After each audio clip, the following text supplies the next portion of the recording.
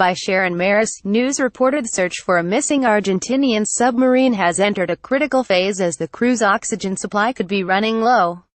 Dozens of planes and boats are searching for the San Juan, which has been missing in the South Atlantic since the 15th of November with 44 crew on board.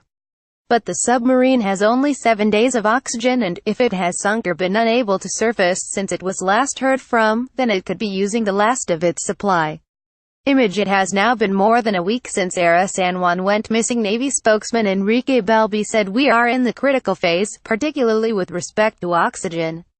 There has been no contact with anything that could be the San Juan submarine.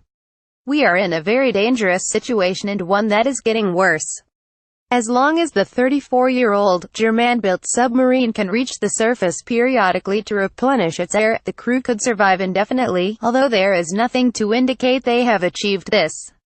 The Argentine military submarine San Juan was 34 years old. Naval investigator Fernando Morales told Reuters if the captain stayed at the bottom because he thought it was more prudent to stay at the bottom, it's one thing.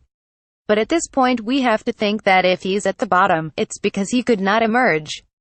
After a few days of good weather, searchers including 30 boats and planes and personnel from the US, UK, Chile and Brazil are expecting deteriorating conditions from Thursday. Mr. Balbi revealed that a noise had been detected almost 3 hours after the submarine disappeared, near its last reported position.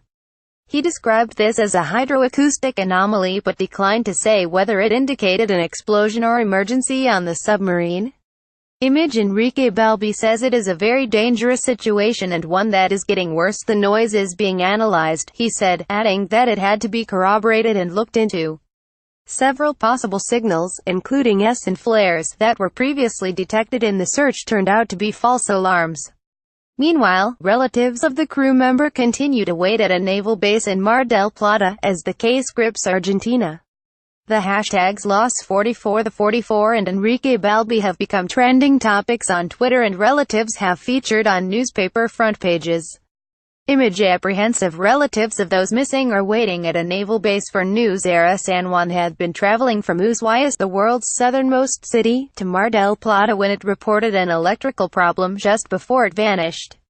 The incident has brought criticism from some, including relatives of those missing, of the aging equipment used by Argentina's armed forces.